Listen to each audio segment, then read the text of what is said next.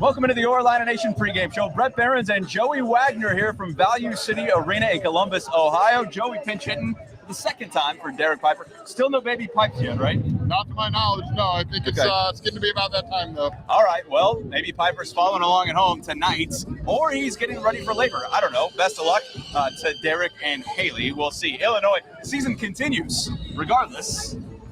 Maybe baby pipes be born tonight as Illinois looks for another win on the road after a win in Michigan. Joey, Illinois back on the road tonight facing an Ohio State team that quite frankly is underwhelming, and maybe Chris Holtman's finding himself on the hot seat. Yeah, this isn't the best Ohio State team, but remember, to Debbie Downer it wasn't last year either. And Illinois came in here and fell flat and had a really bad loss to Ohio State. But yeah, the Buckeyes are struggling. They have 3 home wins, but it's Penn State, Minnesota, and one other team at the bottom of the Big Ten. Yeah. So it's not like they've got the top of the Big Ten they've beaten here, but road wins in the Big Ten, Bret, are hard to come by. Yes, they are, and Illinois does have a couple of them so far this season. I thought the win at Michigan was very good for this team to come together. We'll see how they do tonight. We're going to talk about it all here coming up as we get ready for the 6 o'clock tip on Peacock. Let's put it out there. I feel like we have multiple times already.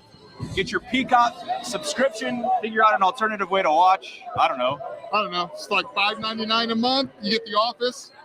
I did. Okay, that's all Joey cares about. That's all I care about. If The Office is on there, Joey's interested. I think there's 3 games on Peacock this season. This is the first one. Yep. I know the Purdue game is on Peacock, so if you're kind of like weighing doing this next 2 months, maybe you could cancel after 2 months.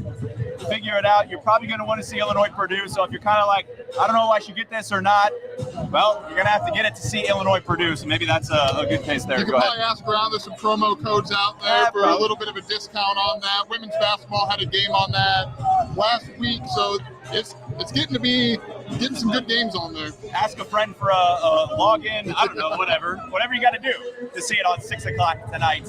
And we will preview the game coming up on the WCIA 3 News at 5 o'clock. We're going to break it down here a little bit, leading up to that news o'clock hour here where I will be on in about 20 minutes, Joey. So that's what you got.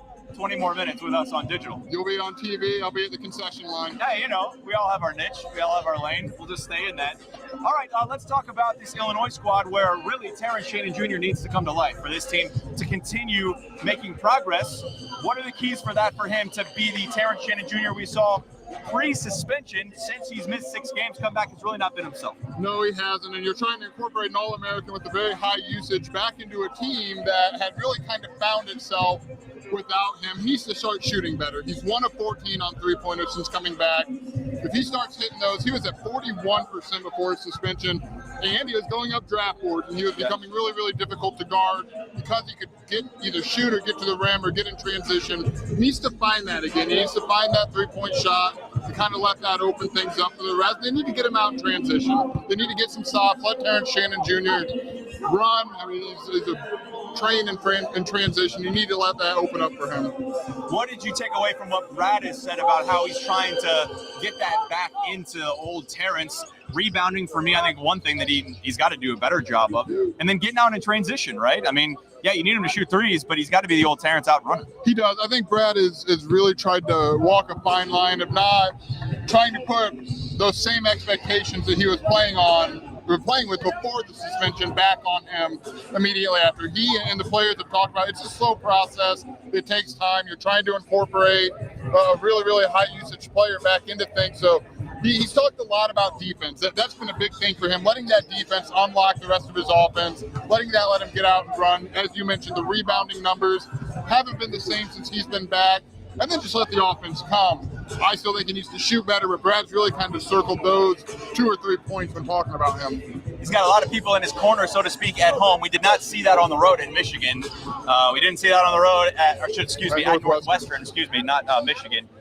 What did you take away from that environment, what he's going to see, what he's going to hear on the road, and how he tries to navigate that? Because it certainly can't be easy just from the Cuban side. No, it probably isn't. And when that suspension got lifted, you knew what it was gonna be going into these road environments. Northwestern they had like 3 different chances for him. I would expect similar tonight. That's how it's going to be for him. And I would imagine, we haven't talked to him. Bret, you and I have talked. Not sure we're going to talk to him anytime soon. No, not till an open locker room, I wouldn't think. I wouldn't think so either. I would imagine getting through that first one, kind of understanding what it's going to be, probably worried about how your teammates are going to respond to it, because there's a lot of attention on that. Yeah. I think once you get through that, we'll see if that settles down for him. I don't know if Ohio State is going to be that aggressive. I mean, this isn't usually the most passionate road environment that you see. No. But there are games coming up. Iowa, Michigan State. Those are going to be ones that Northwestern was, I thought, pretty intense. Yeah, it was pretty intense. I don't know if it'll be the same level tonight, but I think once he got through the first one, I'll see what it's like going from there. So Value City Arena here, if you haven't been or not familiar, look, it's not the most hostile environment in the Big Ten. I've been to almost all the arenas. Northwestern certainly a little bit louder. This is more of a cavernous NBA type arena. There are a lot of students right behind the benches, but that's really it. It doesn't have like a really great arena Big Ten college feel. So I'm not sure he's going to feel that same kind of heat tonight. I do think you'll see that more and more as he goes on throughout this season. What were your biggest takeaways from that Indiana game where it was pretty scrappy? I'm still amazed, Joey, that Indiana didn't make a three.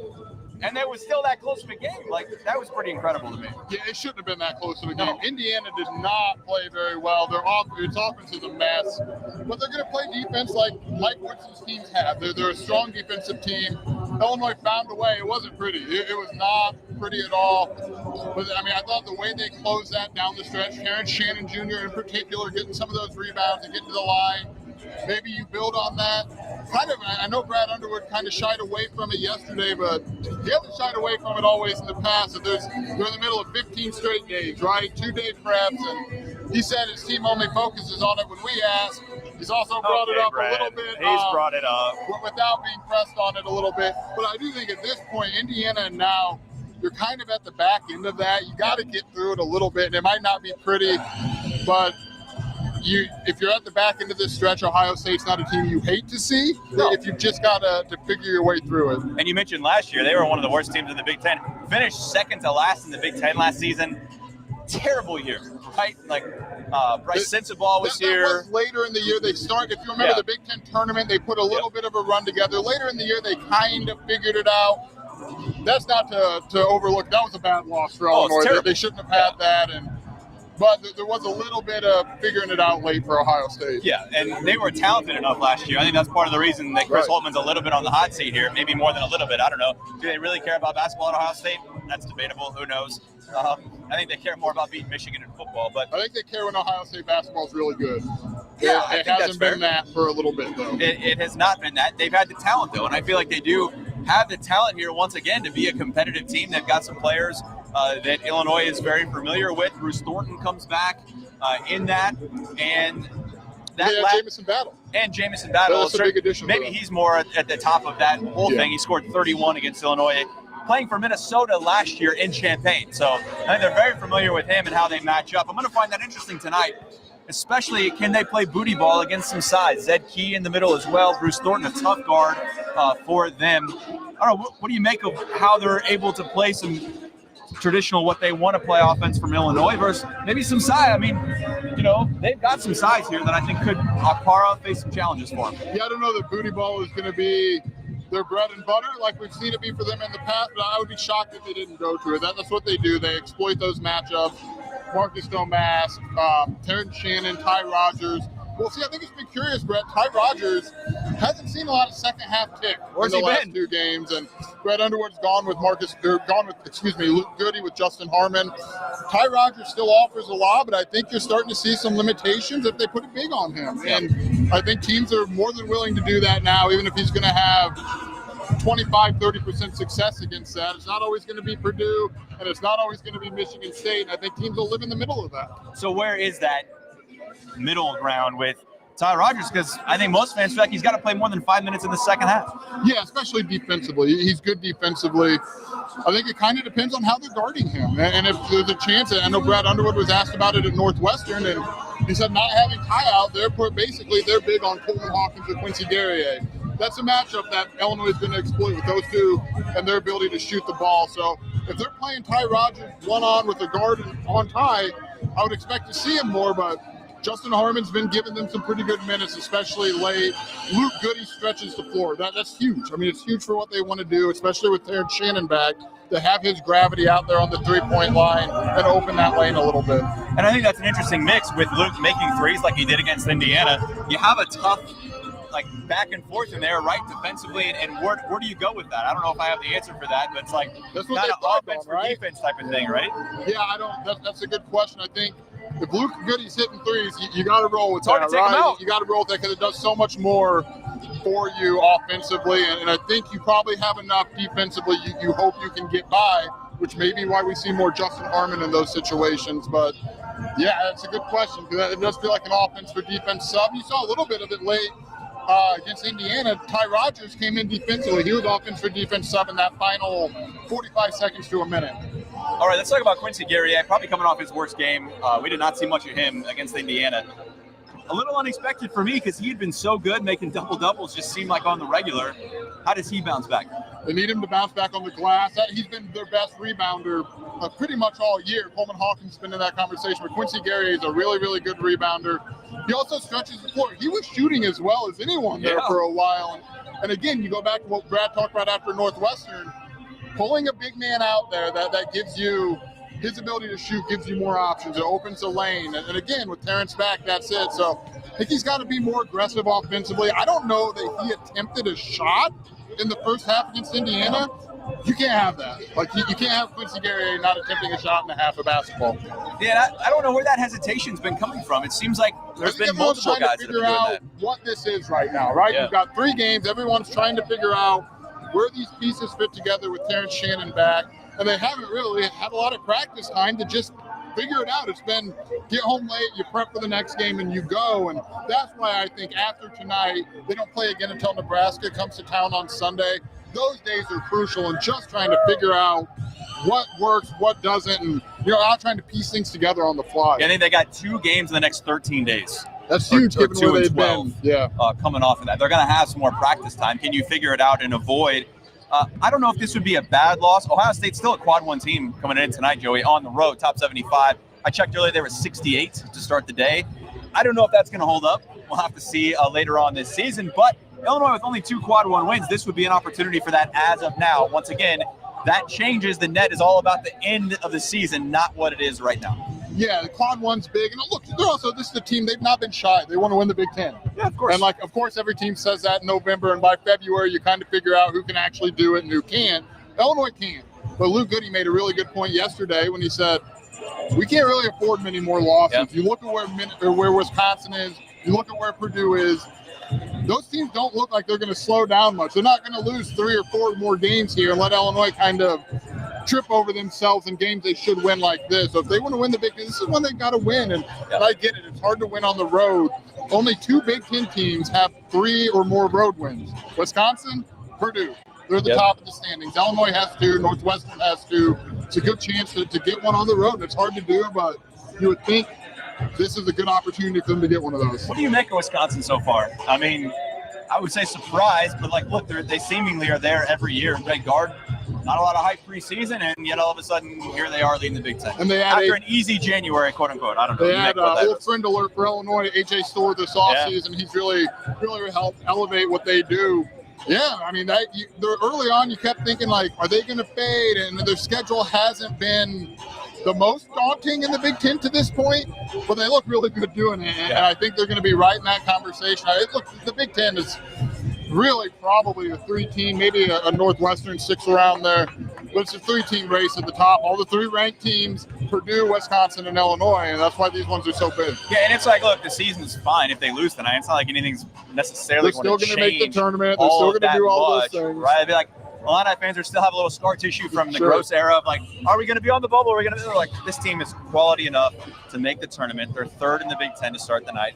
And they're going to be okay. It's just you want to win the Big Ten. And with a home loss to Maryland already, it's tougher and tougher when you feel like you got an Ohio State team that only has 3 Big Ten wins and and for 3-6 overall, is probably not going to be a team that's going to be top half at the end of the season, I wouldn't think. Now, Maryland's been moving up. I think that does offer a little bit of hope in that maybe this Maryland team was better than it started. That loss is going to age okay. I think it's okay. Win it, but it's going to age better than it felt leaving the State Farm Center that day. But the bigger thing is, like, if you want to win the Big Ten, you can't keep losing games like this. You have to win games again in the lower part of the Big Ten standings when you play them where they're at. I thought it is interesting. Wisconsin does have to play Purdue twice. Illinois gets a crack at Wisconsin, gets another crack at Purdue. Still opportunities there, right? That game against the Boilermakers in Champaign after they lost in West Lafayette. So some opportunities, but when you look back on it at the end of the year, it's games like tonight. I feel like that you got to take care of business if you're going to continue to be in that upper echelon, right? Yeah, these are those games that if you don't win the Big Ten by a game or so, you look back at January 30th in Columbus and think, ugh. That's one that you really would have liked to have. And again, it doesn't change the postseason. This feels like it's pretty much, I mean, it's a lock, right? Like none of that changes. But this is a team that wants to win the Big Ten championship. Of course it does, yeah. And there's a team that's good enough to do it. Like everyone wants to, but they've got the roster to do it. They've proven they can play well enough. They're analytics darlings, really, despite not having it. Many marquee wins. They have Florida Atlantic and Michigan State. Those are the two best wins. And they're still really, really well thought of in the analytics. And that's translated into a chance to win the conference. All right, what are the matchups you're looking forward to tonight to seeing either offensively or defensively for Illinois against Ohio State? You got to bottle up Thornton. The guards have given them a problem. He's not quick like Jameer Young or Boo Buie, but he can make things a really big problem for you. That'll be curious who they put out there on him to try to keep that contained. And you can't let Battle. Like, if Battle goes for 31, you better have done a really, really good job on everybody else around you. Akara is going to present some challenges in the middle. I think Quincy Guerrier's got to get it going for Illinois offensively. And at some point, Terrence Shannon has to, right? Yeah. But I think just in the most recent body of work that we've seen, Quincy Guerrier feels like a guy who could come out and have one of those games offensively where he gets back right, stretches the floor, and really is a key piece to Illinois getting out of here with one. And fourth game back for Terrence post-suspension. You feel like, okay, now's the time where there's going to be a time you got to start making some progress in that, right? It just hasn't felt that close, though, right? When you watch it, it doesn't feel like you're seeing those steps. I mean, not to say he's been awful, but like he's still averaged 14 in these 3 games. That's right. It just doesn't feel like you felt when you left St. Louis after the bragging rights game, which was the last time we had seen him until these last 3 games. So maybe he gets back to that, but at some point it's kind of look for the guys who got you there when he was gone and let him find his way back. I will say this, Joey. At the end of that Indiana game on Saturday, when he stepped up to the line to make those free throws, it looked different to me. Looked like that confident self that he was beforehand, where some of the other free throws we've seen, I think of that first free throw in his first game back against Rutgers. It was like a clanker, right? At Northwestern, his first free throw just didn't look like the same kind of confident stroke that we've seen from Terrence throughout his time in Illinois. I just seen that at the end there at Indiana. And he stepped up and made rebounds, right? You get the rebounds to set yourself up for that. Maybe that's a building block for him. I don't know. Like, right, until you see it, you don't really know. But that if there's going to be something to build on, it was that final minute to come into this, and it's a quick turn, and you can go. All right, you ready to make a prediction? I am. That's why I pulled this up. I forgot what I predicted. Well, you know. Okay, so who picked it on 3 keys and a pick? You or Derek? Derek picked 3 keys and a pick. Okay. We both had a similar spread. I have Illinois winning 74-68. Okay. I think they're going to be a little bit higher offensively. I'm going to pick Illinois 78-72. Derek was a little higher offensively, too. What was Derek's? Do you remember? 70. Put you on the spot here. I know. I'll check the I didn't read 3 keys and a pick in case Derek is watching. Yeah. It's a shame. Illini subscriber, Illini Inquirer subscriber. He picked 78-72. No, he didn't. Stop it. Honestly, I did not read that. I had no idea. That's the likely story. Okay. All right. Illinois, last I saw, was a 3-point favorite coming into tonight. I think it's gone up a little bit from that. We'll see. And real quickly here as we wrap up, Joey, what do you make of the defense where we've seen some higher scoring outputs like Northwestern? We saw them hold Indiana fairly well, to a lower scoring game. Well, Indiana also held Indiana to a lower scoring game. That's also true. Shooting a problem there for the Hoosiers. What do you make of this defense since Terrence has come back? And really, as we round out the month here of January, it really hasn't been the same defense that it was in December. No, it's fallen considerably in some of the analytics. Mark Torvik, I think they're down to 68. They were a top 20 defense coming into January. They struggled with ball screen coverages. We saw that really, really play out at Northwestern. I think you can live with some opposing post players getting some of those points on lower percentage shooting if you're playing well in the other areas in that ball screen coverage. It's slipped, and they need to find that bite Brett Underwood talked about it after the Indiana game, that they don't have a lot of bite with that on-ball defense. They need to that's what his programs have been built on. It's literally all we hear him talk about, right? Yep. And Quincy Guerrier, it's all we hear him talk about. And you've just not seen that same bite. They need to find that, and they need to clean up some ball screen coverages. All right, what do you guys got on the side of Illini Inquirer leading up to this one? Plenty of football coverage too, right? A lot of football coverage. It was a big junior day last weekend in Champaign. We talked to, I think, most, if not all, of the recruits who are on campus. Derek had 3 things Illinois needed to improve upon going into the month of February. We'll have coverage from this game, stories, notebooks, podcasts, grades, quick hits. It's going to be a full website going into tomorrow morning. Hey, that means you're busy. It means I am busy. We're busy as well. Busier than you. Hey, easy. Come on now. Look, we're throwing darts here. A guest on the pregame show. I'm just teasing you, Joey. I'm just teasing you.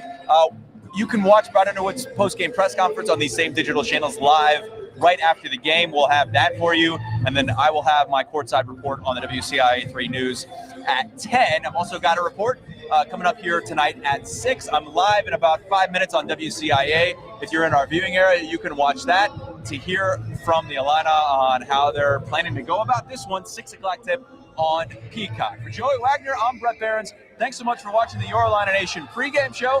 Thanks for filling in, Joey. Hey, thanks, man. It was fun. All right. We'll do it again at some point this season with you, I think, right? You got to travel a couple more? You've got a couple more. I don't know if I'm alone for the couple more. You might get lucky and get Werner. Why? We're lucky to have you. You might get lucky and get Werner. All right. We'll see you on the WCIA 3 News and these same digital channels after the game. For Bret Underwood's post-game press conference from Joey, I'm Bret. Thanks so much for watching. Enjoy the game.